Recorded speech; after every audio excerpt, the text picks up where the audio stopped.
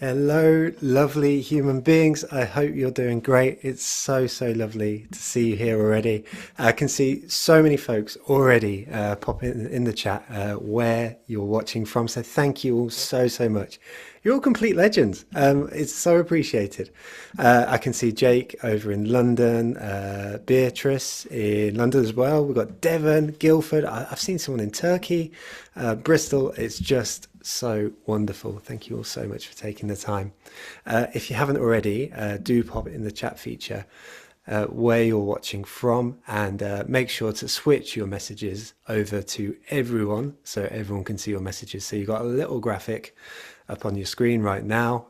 So you'll see if it's presently set to hosts and panelists in your chat feature, switch it over to everyone so everyone can see your messages, and we will go there. We've got Renata who's saying, I'm a Brazilian living in Germany. That is a fabulous combination. And we've also got Sarah over in Grand Rapids in the USA. So a truly international audience today. So thank you. Today we have the absolutely incredible Jade Tambini. And it's usually at this point I say something nice about our speakers, but actually in this case I can pass it over to our Cardiff organiser, Laura Williams, because when I first knew I wanted to ask Jade to speak about B2B marketing today, I had the knowledge that she'd already spoken in Cardiff. So I asked Laura her opinion on whether it would be a good idea. And this is the quote. She said, Jade would be the perfect fit with an exclamation mark. Honestly, I can't speak more highly of her. She really knows her stuff. And so here we are.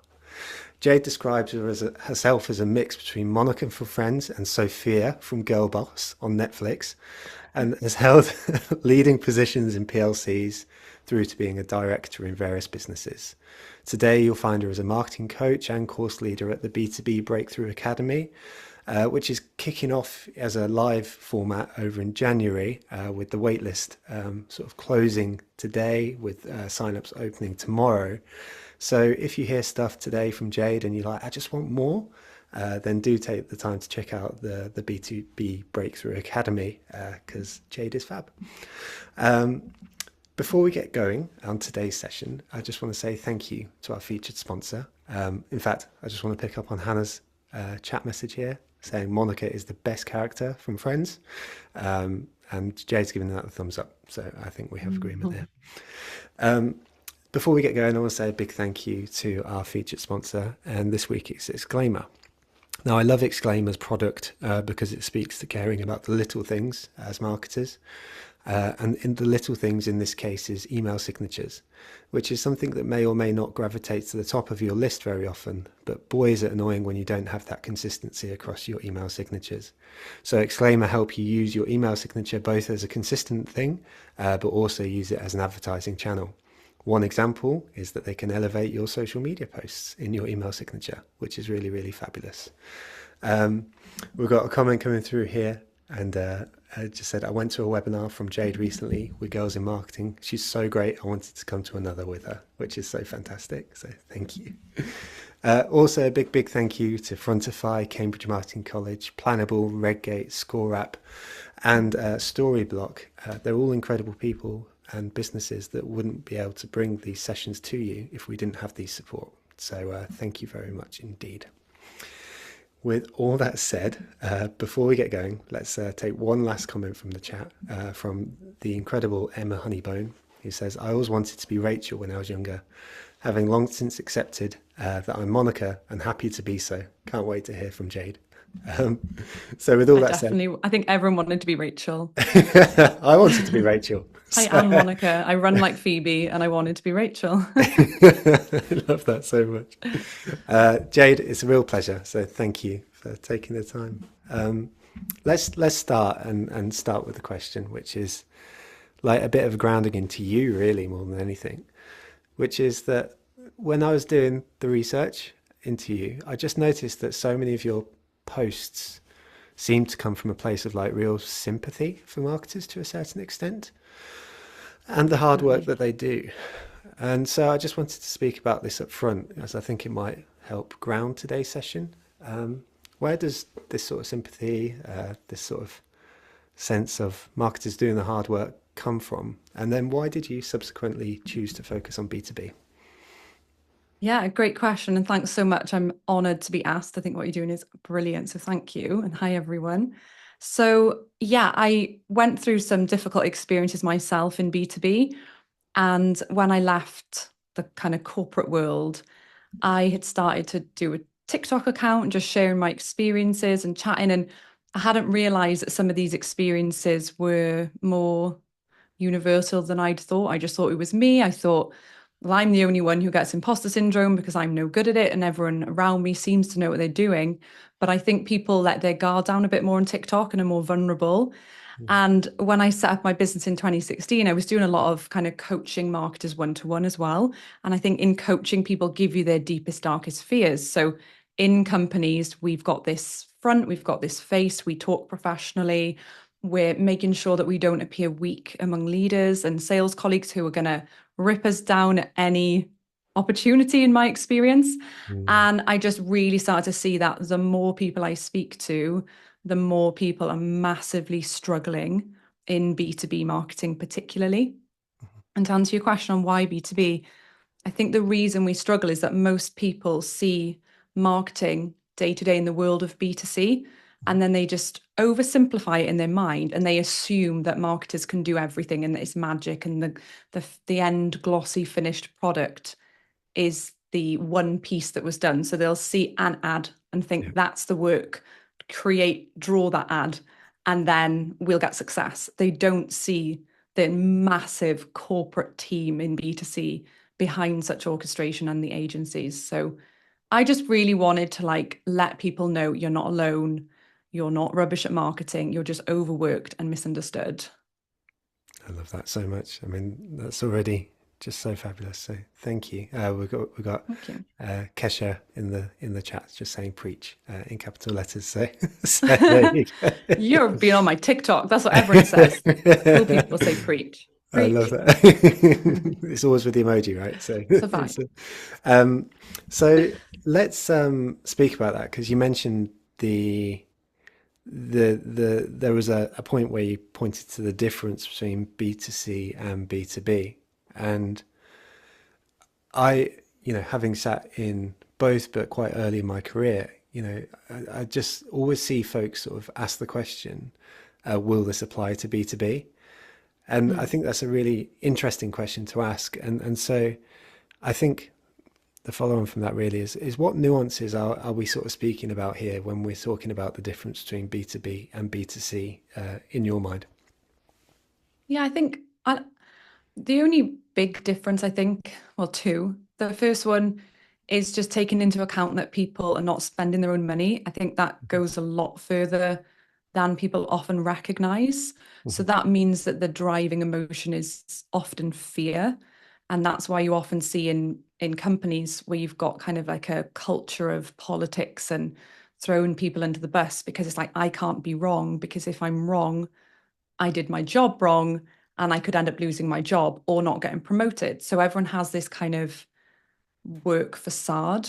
Whereas, like at home, if you buy the wrong car and realize that was much more expensive than it needed to be, or oh, I just bought this Tesla, but my friend got a Volkswagen, it has all the same things. And I think I even prefer it. You kind of shrug your shoulders frustratedly and deal with it. Or even in more serious cases, we're in a cost of living crisis, you make the wrong choice and it has really bad negative consequences on your family life. But I think when it comes to work and the thing of not spending your own money, it just the fear factor is ramped up. And so what that means is the decision making process is often a lot more robust and less impulsive based on, I think is what I want, I'm going to do it, let's just go for it. It's much more robust. And then I think the other one is simply that there are more people at the decision making table. There's more different agendas coming in. So, if there's a product that's brilliant for operations, they're going to need to make sure that finance can somehow see that it's the good choice for the business as well. It's like kind of having to deal with all sorts of parts of someone's brain, but they are different people. So you either have to enable your key decision maker to be able to educate their fellow decision makers, or you have to be able to get to all of them. So it can be more complex, but I don't think it's as different as people sometimes think as well. I think Nice. yeah. I love that. I love that. And I think something you've done, which is quite important there, is I think you'll quite often hear people speak about B2B buying processes as like more logical, or fact based or whatever. But I think what's actually really important from your answer there, which I really appreciate, is the fact that you took it to a high level emotional answer, and pointing to fear as part of that is a fascinating and probably quite important distinction for folks, because one would assume, and I'd love to phrase this as a question rather than just an observation, but like when we sort of speak about this logical decision making processes and stuff like that, and providing assets which help people navigate B2B sales processes, presumably it's more about abating that fear than it is just about providing a logical argument. Is, is that completely silly, or is that just I repeating think back what you just said as well? no, not at all. It's something I often think about. And I had a video go viral on TikTok when I said that B2B buying is more emotional than B2C. Mm, People always say this. There was a study done, you can look it up. Google did a study about 10 years ago, and they found that B2B buying is more emotional for the reason I mentioned. I think people confuse emotion with impulse. mm. They think that emotion means I just want it, I'm going to buy it. Oh my gosh, I've seen an ad and it's just like I want that and I'm going to get it. That's impulse. That's not Yeah. emotion. That's one form of it. Mhm. And when you think about, currently we're trying to buy a new washing machine. So there's a lot of rational decision making going on there. I want to know the functionality. I want to know sustainability. I want to know what happens to my old one. There's loads of things to tick there. Mhm. But I think ultimately it's about what problem is someone dealing with and how can it be solved. And I think that because I come from my family is we've got a lot of advertisers, and just my dad worked at the newspaper. I've never really gone down the traditional studying route. So I've just always seen things a little bit more simply. It's just like there's a bunch of people with a problem. Like I reckon I could help them with that. Let's put it forward to them in an appealing way and make sure we kind of talk about it in the right ways. And I think my biggest frustration with B2B at the moment it's just been done to death with the models, with the Mm. new terminology. I mean, the guy who said this I adore and I consume all his content, but he was talking about pipeline velocity. And I was like, I feel like I know that's a thing, Yeah. but does it have to be called that? Like everyone is so freaked out. There's always a new thing, isn't there? Like, Yeah. Yeah. why does ABM need to be called that? Like, can't we just say we sell to fewer people and we're more focused on that? Like, Yeah. I think a lot of people, because of that feeling of I can't fail, there's so much jargon thrown around that is Mm. genuinely helpful when you're really knowledgeable. But the people I'm talking to are the people who they've done their degree, they've done their CIM, they've done a few courses, but they're still like, why can't I write a marketing strategy? Why can't I get budget? Why can't I get projects signed off? And they're just stuck. Yeah. It's a very long way of answering that. No, no, no. Yes, B2B buying has many rational factors. Tenders, they have to be there to stop corruption, to make sure that the procurement process is followed properly. You can't just be like, oh yeah, I like those guys, let's just go with it. You have to show a process. However, I do think that those processes can be very problematic too.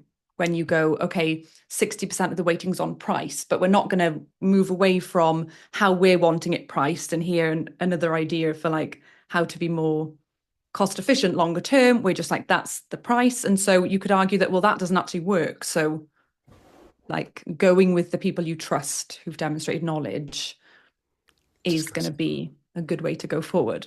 love that. Love that so much. And we've got Alex in the chat who's just said this is so refreshing to hear. Mm, And we've got Hannah, thanks, Alex. the amazing Hannah, who's saying that jargon is horrendous. So it's something I think we can all probably relate to why we get to this place.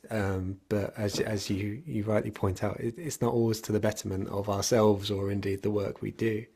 So, I mean, you mentioned in that answer marketing strategies, and I love how you sort of start to really ground things in quite a simple place, and really, really appreciate that. So, I'd love to know how you start to draw, because strategy can be overdone here.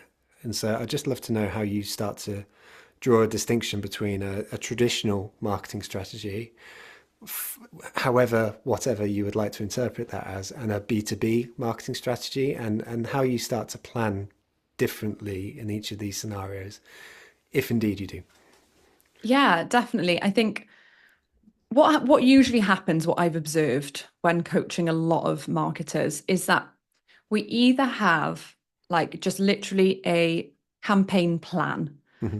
that's called Marketing Strategy 2024. So it's named that, and that's what that's been presented to the leaders, and I've done it. So there's no judgment because I just didn't know what else to do. Who's like, okay, just throw in all the projects that we want done, put them in order, timing, budget, maybe write a few slides on target audience and just be like, geography, age, demographic, I don't know what to do, moving on. Yeah. That is literally what I did. Marketing objectives, I would kind of make them up, or ask my bosses. And I just didn't know what I was doing. And then the flip side was this big, serious, strategic document with really big words a consultant came in and did for 25 grand.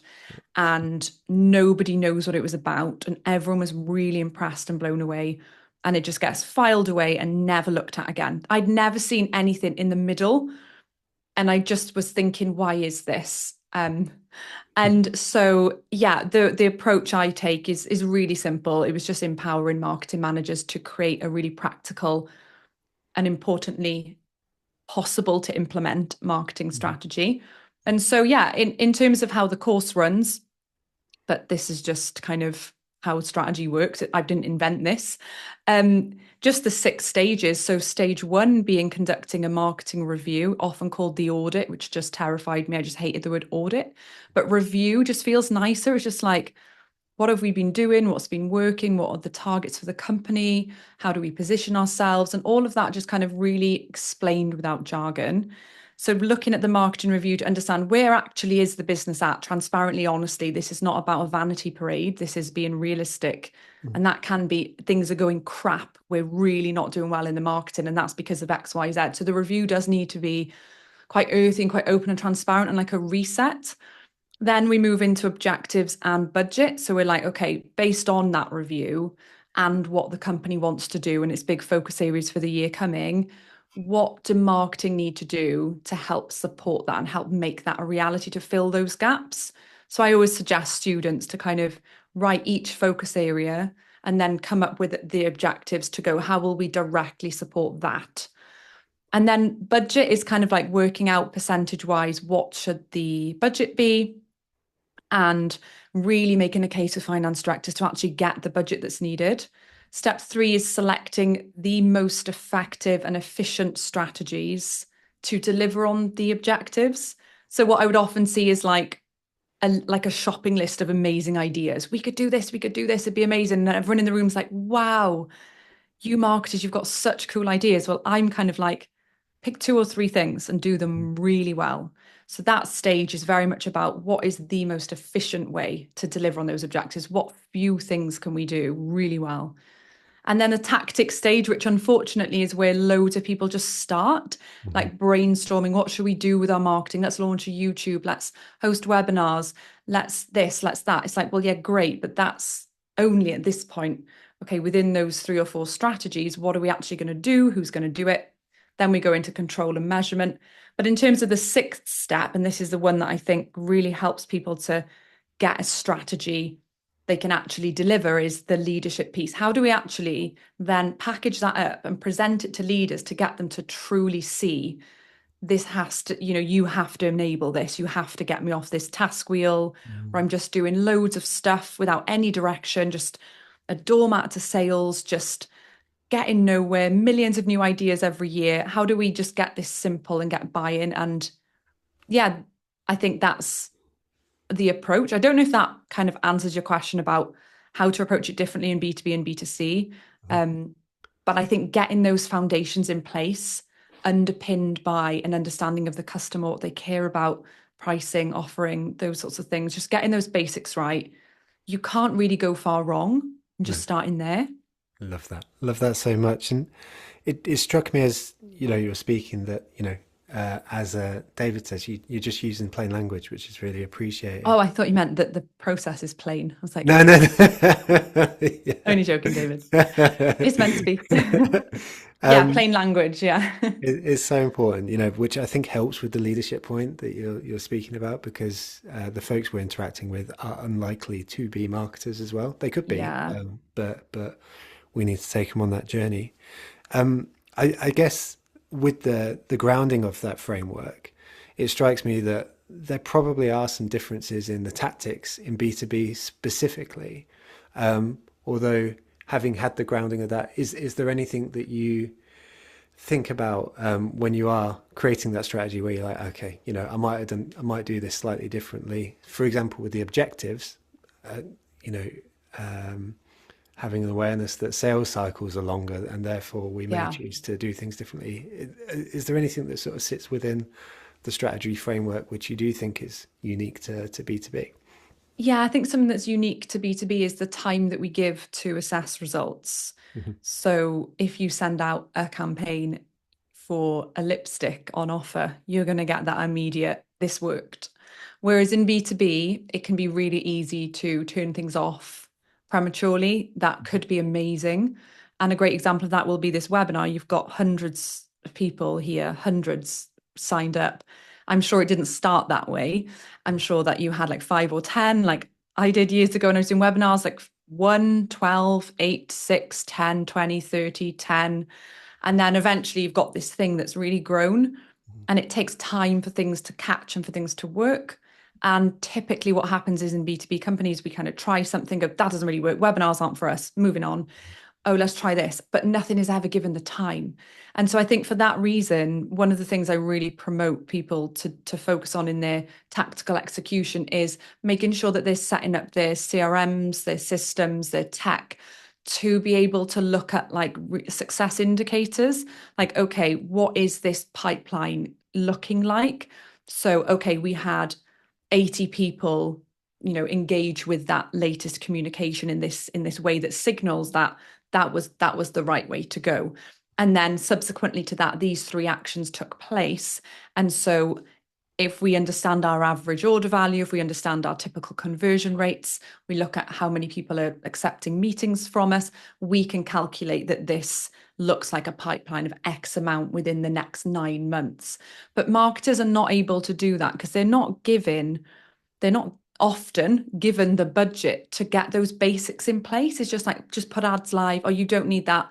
Sales have got these spreadsheets, they're guarding their own customer data. When a lead goes off, marketing don't know what happens to it. Everything's just a mess. Mhm. So in terms of B2B tactics, yeah, there's all different things that can be done in B2B and B2C. But I think the problem we have is that we're literally not getting the basics in place first. Mhm. Like we just get in shiny object syndrome. We're trying these new things before doing. Like I worked with a client before I set up the course, one of the last clients I worked with, and they were telling me, we want to invest this amount per month in leads. We want to do ad spend, we want to do that. And I was like, have you got a CRM system? No. Okay. How many people have you quoted in the last 3 years that you followed up with who it didn't work out? Oh, we don't really do that. Okay. Let's get all your data in one place. Let's get some meetings in with people who 2 years ago will be renewing now. And they literally blitzed their financial targets within 6 months just by doing a few nurture emails and a bit of calling at the right time. And I think we have to be so careful when we talk about like trends for 2025, what's new, what's big, when we haven't even got the basics. Yeah, And I yeah. think that's our role with leaders, is to like calm them down about all these exciting things and say, yeah, but we don't have brand positioning. We don't have clarity of message. It's so true. It's It's so unreal, true. isn't it? It is. It's wild. I mean, we've got Claire in the chat just saying yes in capital letters. So there you go. But I think you really started to answer that question there, or the question that was formulating in my mind as you were speaking there, because I'm in full agreement with this idea that you get the fundamentals down. So your CRM set up so you're able to track the sales cycle. So you may or may not be able to build a funnel which gives you a good idea of the amount of folks you need to get through the various stages. etc., etc. But there's probably in B2B quite specifically, maybe even like a 2 year gap or whatever it may Yeah. be between setting up these fundamentals and then seeing something come through from marketing, which can be so hard. Yeah. And so it's a very specific question, but when you're dealing with those long sales cycles, but you're still trying to set up what are the fundamentals, how do you, or how have you observed other folks sort of move from that sort of short-termism perspective to a slightly more healthy place? Yeah, definitely. And I think that's where people, or no one really knows this figure for their own business, Hmm. but I've heard the percentage thrown around that like 5 to 15% of your market will be in the market to buy at any given time. Yeah. So for me, it's really about setting up systems where you've got the brand building for the, say, 85% of people who are not in the market, Hmm. who, like you could talk about me, like people who are currently taking courses and don't want to take my course in January because they're literally doing one. It's like, how can I make sure that I'm helping them and, pointing out to them what we could do together so that the next time they're thinking, oh, if I actually have got some space, I'd like to do a course. They think, oh, yeah, B2B Breakthrough Academy. I'm not waiting for them to Google a course. I'm like, I'm on TikTok, I'm doing the podcast, I'm doing this today. There's all stuff to help them. And how can we have sales activation for people who really are in the market and be quite like full on, like, yeah, here's why we would be the better choice for you.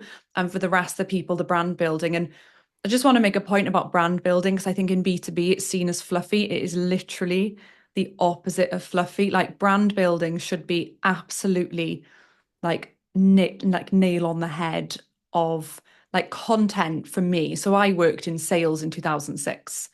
I did 100 cold calls a day and I got 2 demos a day and 1 sale. If in 2006 I wanted more sales, I did more cold calls. If in 2024 I want more I do more content because people are consuming that. They're not accepting sales calls cold. They want to speak to us. They want to see us. And I think that in B2B, we have this notion that it's person to person. It's all about the kind of being on a call with someone. It's like, yeah, but people don't want to speak to you until they trust you, Mm. until they're really in that last stage. And so, what people can do to combat this long sales cycle is be there. Like, I had a CEO email me and she said, hey, Jade, I want to work with you. How much is it? Um, I've been following your videos for 2 years on LinkedIn. You're absolutely right. I need to change. Can you coach me? And I was like, hey, it's this amount. She's like, great. I'll see you on Monday. Like, that was the close. I just think, like, I was a tenacious cold caller in 2006. Imagine if salespeople realized that if they had the same tenacity in producing content to a good standard, then they would win. Like, they would smash it. So I don't even know if I've answered your question here, but the long sales cycle thing is the brand building and the sales activation is you're warm. Let's get you down a nurture path. Let's get you in the door. Let's get that meeting. Let's show you why we're different to the other options, why we're better, which also B2B companies are missing. They're just saying, we sell product, buy it. It's- And we're forced down that route by tech and product teams and CEOs who like don't want to invest in positioning and messaging. yeah, and it's so funny, isn't it? And maybe the example you just gave was an example of this. Maybe it wasn't because it doesn't sound like you knew the person before they came in and said, No, "Let's I work didn't know together who on she Monday," was. which is so interesting because, and maybe this is the difference of the 6 years. So in 2016, I was a marketing manager in an agency, and so I was going out to other businesses, and it struck me that I was doing all the marketing work, right? And so content, events, etc., etc. And I found myself so frustrated because by the time a client came in, it always felt like they were almost like a friend of my CEO or my boss or Yeah. whatever it may be. And we could never attribute the work that I did to the successful conversion, so to speak. And How annoying. yeah, but I don't think they would have ever have come in had we not done that groundwork of the content and so on and so forth.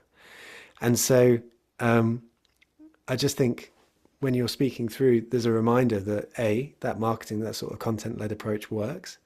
but also B, even if you don't necessarily see it from an attributable perspective, I think you still need to do it, right? You still need to invest, otherwise you're losing out on those opportunities, Yeah, which is, I don't know, fascinating and annoying as well. So.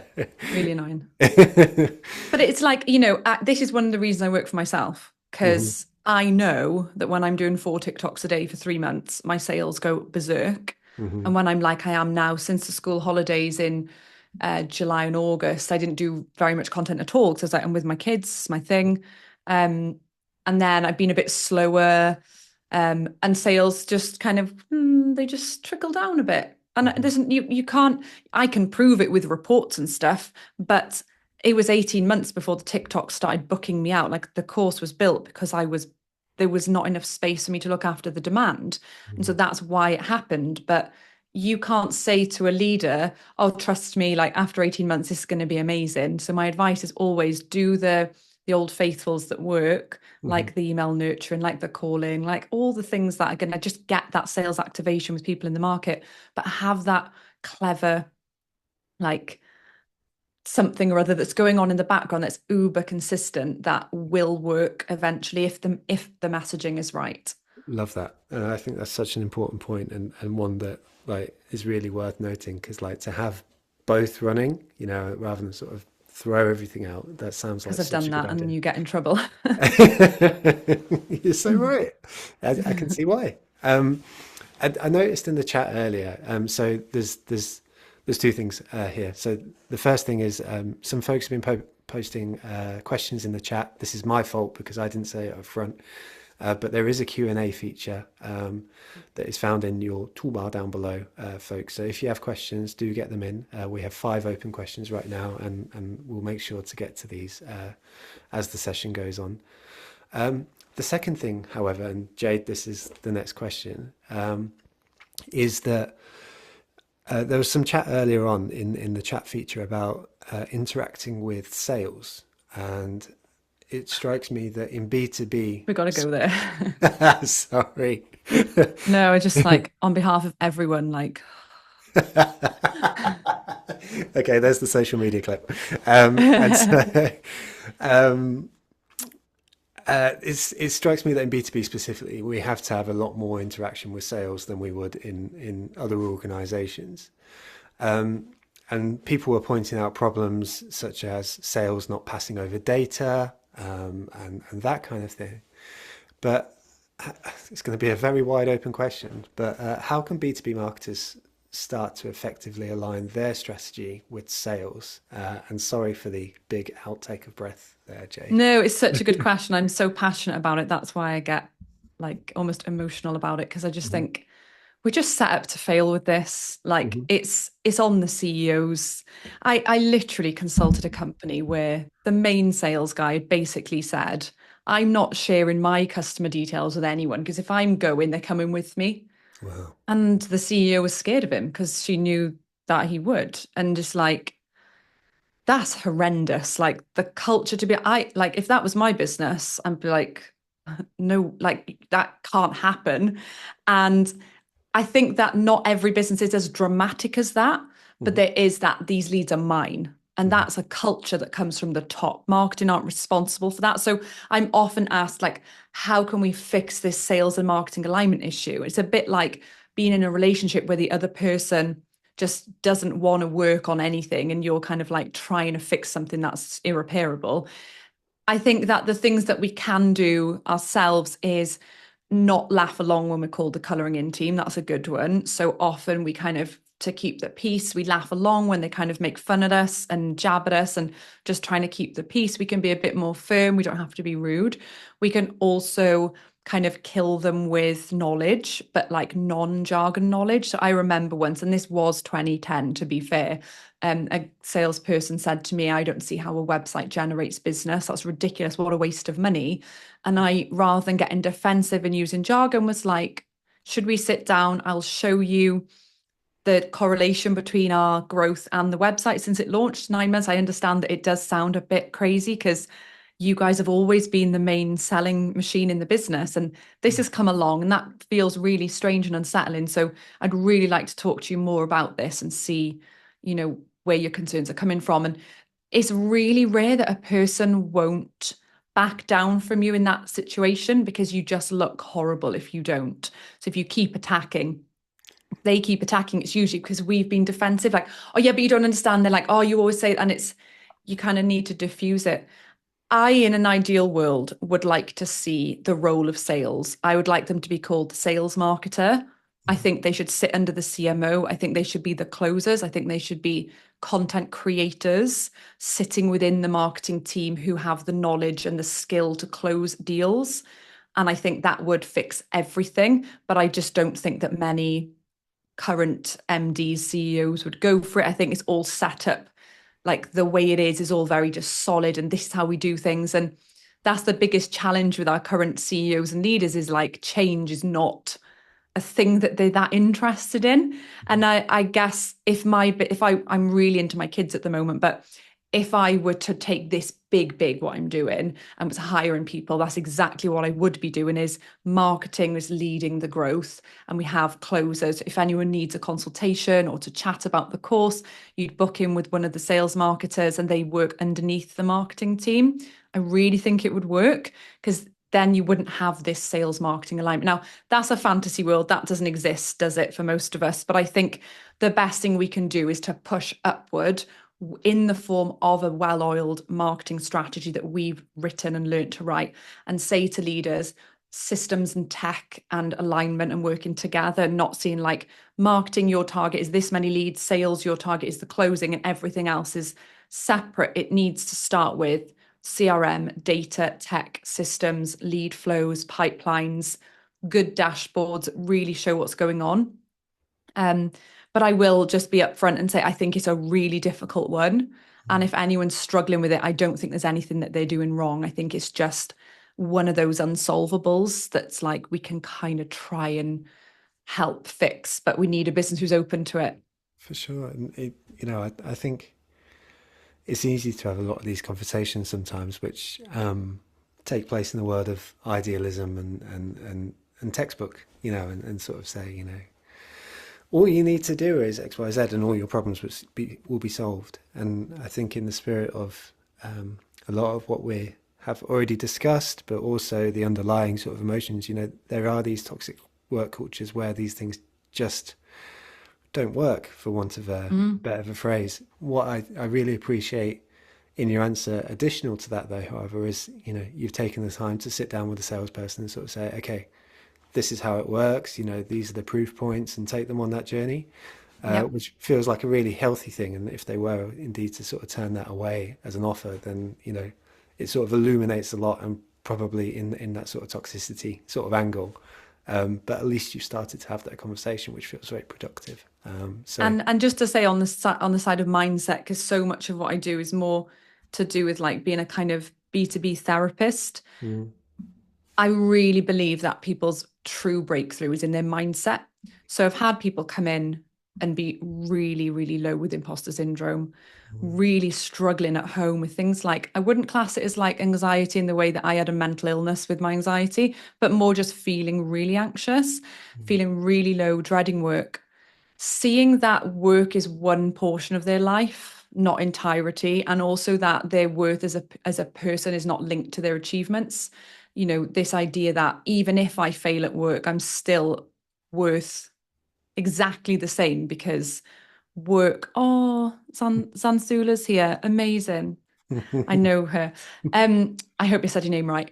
This idea that, one of my students recently said, I've just had my budget really badly slashed and I've had a bit of a rap on the wrists. And I last year this would have ended me. And this year I'm looking forward to Christmas. Like, I think by becoming that strategic marketer who knows their worth and can see that it's their company that's set up wrong, not them who's bad or a failure and just has things to learn, you can just get happy. You can be like, do you know what? I might just leave eventually. Like, I'm going to do my best. If sales can carry on being horrible to me, like carry on. It's almost like I'll do my best. I'll be an internal consultant, but if nothing shifts, no worries. Like I'm trying to help them and they don't want to be helped, and that's okay. Just like kind of lightening up a bit, I think is a good one, even though it is really hard in the trenches. No, it absolutely is, but that's Stoicism 101. So we're getting Hmm. so, Whoa. sitting back and observing and I think it's not always easy, but to allow yourself that space is really fabulous. So thank you for Yeah, speaking to that. definitely. We've got Kat with a clapping emoji saying "knowing your worth," which is great. Thanks, Kat. Um, let's take a question in the spirit of lightening up because it comes from Robert in the Q&A and plenty of folks have upvoted it. So Robert in the Q&A asks, "What's your thoughts on using humor in B2B marketing? It feels that something that lots of B2C brands use, but often don't see it used in B2B."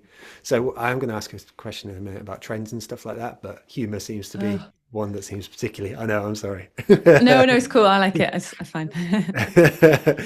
So humor in B2B specifically. What's your general view, which to the general question, and we'll take it from there. Yeah, so yeah, I love it. I think it depends on your brand, your tone, how Mhm. people in your business actually talk to customers. If they're kind of light and fun and fresh, it's going to work really well. I did see a really good example of a brand in their positioning, and this is where I'd be careful.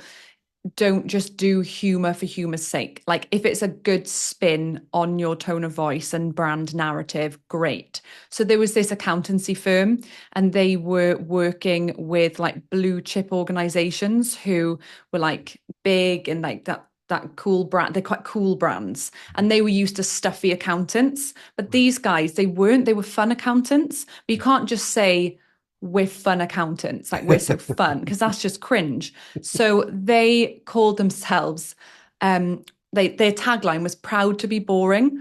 And then they'd have like, we're bringing boring back. I'm excited about how many beans are in the jar. And there's like an accountant looking really serious with like counting beans, like basically putting a spin on the traditional viewpoint of, and then thereby proving they're not boring without saying it. They were like owning it. Yeah, we're boring. Like we love numbers.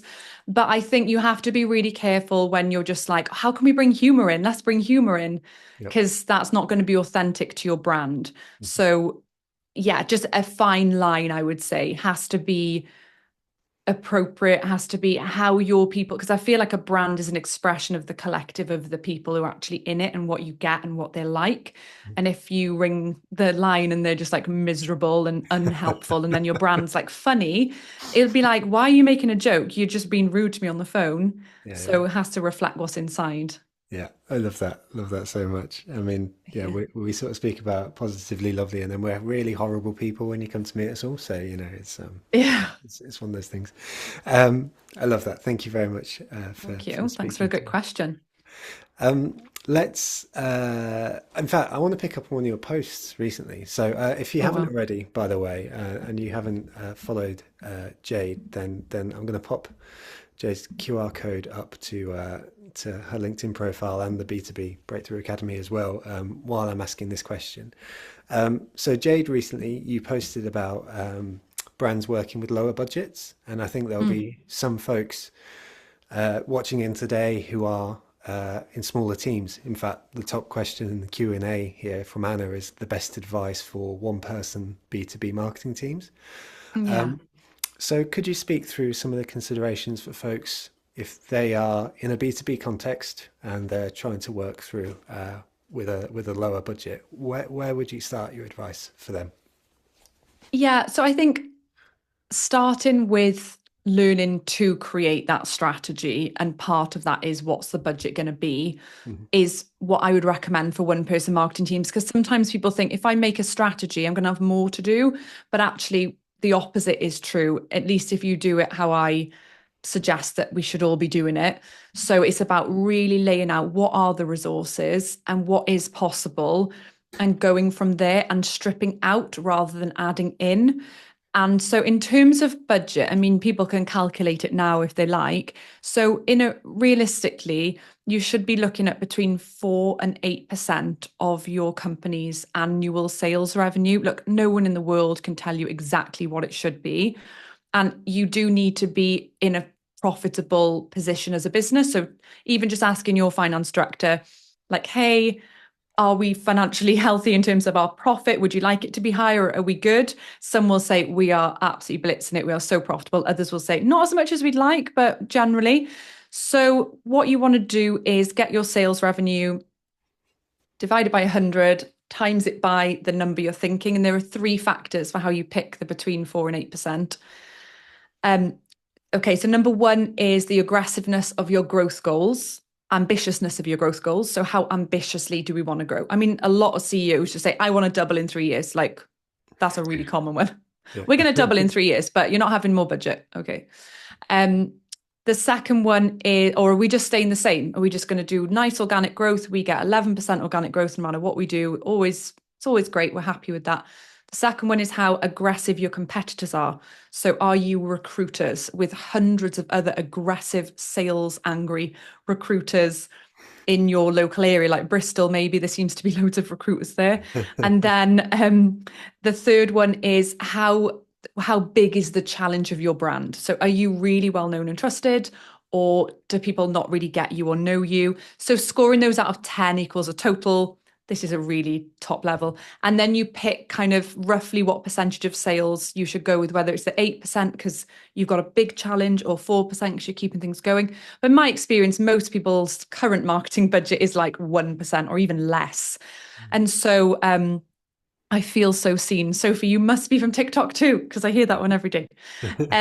So, it can be 10% of sales revenue. I spent 15% of my revenue last year on marketing because I was launching my course, rebranding, huge things, systems, tech, everything. And starting there helps you to see this is what a company our size and profitably should be spending. And that would enable us to be able to outsource to people so that I'm not trapped doing everything and getting nowhere. And I think that's where it all begins, is getting that conversation to say, leaders, we've got 50 grand a year. It should be 370. Obviously, we're not jumping to that day one, but I just want to get into your mindset that we are not working with the resources that would enable anything at all. With that budget, we should literally just be doing customer insights and helping key accounts get better and maybe sending out a little bit of brand building. And that's it. Like, there's nothing else happening. That's where I would start for someone like that. Nice. That's so perfect. Thank you. And I think it's so Claudio's important. here as well. Hey. Sorry, I just recognize so many names. It's lovely. It's so nice, isn't it? Every week it's just so lovely. And um, I, thank you for providing like, I think a number, and the between 4 and 8%. I think I find that really, really useful because one encounters so many different budgeting methodologies, and so Yeah. whether you speak zero-based budgeting. I think Ritson sort of Don't spoke get me about started. the triple cooked chips method and stuff like that. He's so Sometimes clever. is He is is, though. He's amazing, isn't he? is but it just to have a number as a starting point. And I think the thing I really loved about your answer there is that you framed it as a starting point for a conversation. And I find Yeah. that so helpful. So like again, just as an uplifting thing, I just want to say thank you because I And think and zero based, to anyone listening, zero based would assume that you're in a company who have got systems and setups in Mhm. place. Mhm. I think that's what Mark talks about there. He's not saying you're in a company, there's nothing, there's no messaging, there's no creative, there's no literature that's any good, there's no CRM. He's talking about when you're in a big firm and you shouldn't just be given 300K without question for you to just blow through. He's saying start with nothing and let's build up from there. And I think that is a good idea in that instance, in a way, but I don't think it is for smaller marketing teams. Love that. Thank you so much for pointing out that distinction. That's really, really helpful. Oh. Really, really useful, Jade. Um, let's take a couple more strategy questions from the community, and then we'll probably finish on trends because I know it's our least favorite bit sometimes. So we got the first question from Piotr, who's just like an absolute legend in the past few weeks. Turned up out of nowhere and been asking great questions. So they've asked to funnel or not to funnel. That is the question. So what do you think works? And I want to perhaps also bring in Esther's question here, who's the next most popular question. He says, back to stage 5 of the strategy, control and measurement. Do you put KPIs here? And so I want to link these questions together and ask you whether you do use funnels as part of your more simple way of marketing. And indeed, if that's linked to the KPIs that you put in place, because that is often the way that it's done. Yeah, I think funnels are great. I think like, yeah, we can argue all day about how people are not linear in how they buy, but like I think when you're working like in smaller businesses where there's not like this huge engine set up, I think like building out your funnel so that the more closer someone is to becoming a customer, the more intense we get. And I always like there was something I heard once, which was when someone is a stranger to your business, you talk 100% about their problem. So, like to my TikTok friends, I just talk about their problem all day. I'm not pushing myself. When they become like a contact, so just someone who's downloaded my freebie, I talk 80% about their problem and 20% about the solution. Maybe I talk about the solution as well, but this is just to give you a gist. And then once they're like, okay, they've attended 3 webinars, they've joined the waitlist to my course that's launching in January, they have now become a bit warmer. So I can do like 20% my product, 20% the solution, 50%, that's not the right maths, but 50% their problem still. And then basically the closer you get to like, okay, we're closing doors tomorrow for the course, or we're going to close you now, we're going to have a meeting, it's like 100% product. Like if you think about your sales reps in a meeting where someone's like, I want to buy from you, you don't babble on about their problem. You're like, this is how it works, this is the price, this is how we would mobilize it, let's start with this date. So I think that's a really important piece. And then the other question was about It was about sorry, sorry. I've never had 2 questions. No, no, no, Answer them sorry. both. It's Fine, terrible. it's fine. It's Don't terrible be silly. interview No, it's fine. I was excited about it. etiquette. So Esther says, back to stage 5 of the strategy, control Oh and yeah. measurement. Do you put Yeah. KPIs here? So I was recording a YouTube video about stage 5. So stage 4 is coming out today. I've done a 6-part series on my YouTube, B2B Jade TV. So you can actually watch 1, 2, 3 like now. 4 is going on today. Nice. And then next week 5 is going on. And I don't know why I came up with this, but I described it as like with your strategy, imagine there's like a runner and a marble. It should be able to just run without falling out at any point. So when you get to control and measurement, your reports do need to connect directly back to it. It's almost like you should be able to write on a sheet the business focus area, the objective, the key result, as in the actual impact to the business, the success indicators, which again, because I find KPIs overwhelming, I just call them success indicators. Like we Nice. had 70 people join a webinar, which is not a key result the CEO would care about, but it's a success indicator that those people were interested in that and they want our knowledge. And then they moved to meetings, like 10 of them. And so, yeah, I would definitely connect your reports with only what matters in line with your strategies and tactics and what the business cares about. That's perfect. Thank you, Jade. Thanks. Let's head into trends for Oh 2025. yeah. So, I mean, AI is an obvious one and stuff like that. But I'd love to know, with the B2B marketers that you're spending a lot of time speaking to, what trends are ignorable and what trends should we actually start to take a little bit more seriously in B2B specifically. Yeah, and I don't like any of the jargon trends. Like, I think people try and rebrand a lot of marketing agencies. They like to rebrand the name of things that already exist to Mm, make it a trend to get people to buy it. yeah, And as a minimalist, I literally am a minimalist. Like, I don't like anything like that. But the first thing I'll say before I share the 3 trends, I think, is just before you get into trends, just make sure you definitely are confident that you can develop and have got a marketing strategy that you can use yeah. and obviously build these in. So try not to get, I was mentoring a student once and we were going through the framework. She's like, I want to do this with ABM. I was like, every session was a new, exciting one. And I think from my experience personally, that is usually a form of procrastination. Like, I don't want to do the hard thing because it is hard to focus that time, but we've got to do it. So the first one I think that is unignorable and shouldn't be ignored is AI. I think that we can now build our own employees like we already can. Like I've got people working for me who are just AI in the way that I'm using them. I would have spent tens of thousands a month in the way that I use AI. And I think that for us as marketers, learning strategy is really important, because I think the biggest skill in the next 2 to 3 years is going to be being able to be a manager of AI. So doing the nitty gritty tasks just won't be needed anymore at all. And actually, that idea of AI won't take your job, but a marketer using AI will, is really not to be ignored. And I think that people who aren't already using AI in a big way are massively missing out and are not being as efficient as they could. So I think seeing AI as future teammates is probably the way to go. Like learning how to prompt properly, learning how to train AI, really thinking outside the box on how you can manage and lead.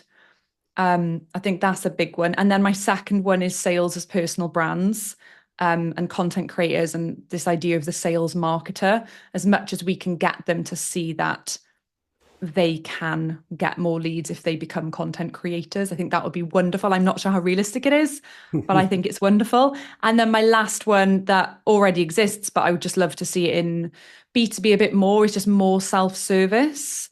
So like, you know, as few, like only having touch points with people when people actually want it. So they can get everything that they want through self-service online. There's video explainers. You know, someone's got an amazing product they asked me to have a demo with them on. I'm like, I would have watched it if you'd sent me a clip. I'm not going on a call with you. But if you'd have sent me a 10-minute video, I would have watched it because it's awesome what you're talking about. So self-service with support is my last one that I think will be big. Nice. I really, really love that. And I haven't heard many people speaking about the last one in particular. And so Cool. that's really, really interesting. We've got James in the chat saying, enable the salespeople that are keen, the rest will follow, seeing the results. So I think this is Yeah. referencing your second point there. There's actually a question that comes from Bagel, who's really, really lovely and a brilliant marketer herself, who says, 100% agree with you on posting more content and delivering the value to build brand awareness in the market. I'm also aware that when employees post themselves rather than it coming from the company account, it tends to resonate more effectively with potential clients. So very much echoing your sentiment. Definitely. They just need to get clever at doing it and better at it, and drop the millennial pause and like get to the point and add that, like pitch the content like you'd pitch the person on the phone. You've got 20 seconds, like get them interested. 100%. I think we might need to do a separate session with you on TikTok because I think the millennial pause is something that I'm guilty Oh, of, thanks, Jack. 1992. So, That's so when you were born. yeah, sorry. I was Yeah, born in 87. nice. Well, like I look 40, so I'm well it's old. not at all, not at all. Right. I think that's our hour, Jade. So like, I just Thank want you to so much. thank you for an hour filled with useful tips, strategic knowledge, but also just a bucket load of compassion and empathy for people having a hard time or struggling right now to to move through what is undeniably a hard thing to move through sometimes. And so thank you for bringing that energy to the room because Not at all. I loved it. It's gone so quick, isn't it? it has, it always does. I mean, the community always make this special, as you'll be able to see from this wonderful Yeah, they're chat feature wonderful. right now. So, right, with all that said, I should carry on doing my job. I've lost myself there. So next week we're back with Louise Cook, who I think is going to be a really, really interesting session. So we're going to be speaking about local marketing strategy, which I think is something which is so underrated. So whether you're a local business or a national global business looking to build with local as the bedrock for your larger marketing strategy, I think it's a really fascinating topic that we don't spend a lot of time thinking about. And so Louise is going to come in and bring in a wealth of experience from this angle. So I really, really hope that you can join us next week because I think it's one of those sleeper ones. We can do top 10 social media tips, and get lots of bums on seats. But actually, I think there's some real gold to be had in this session next week. Likewise, if you haven't already, please do connect with Jade and also find the B2B Breakthrough Academy on the 2 QR codes there. A big thank you to our featured sponsor this week, Exclaimer, and likewise to Frontify, Cambridge Marketing College, Planable, Redgate, ScoreUp and Storyblock. All that said, many great chat messages. Thank you all so much for making today special, and we'll see you next week. Cheers, Jade. Thanks so much. Thanks, everyone. See you Thanks. soon. Bye. Bye.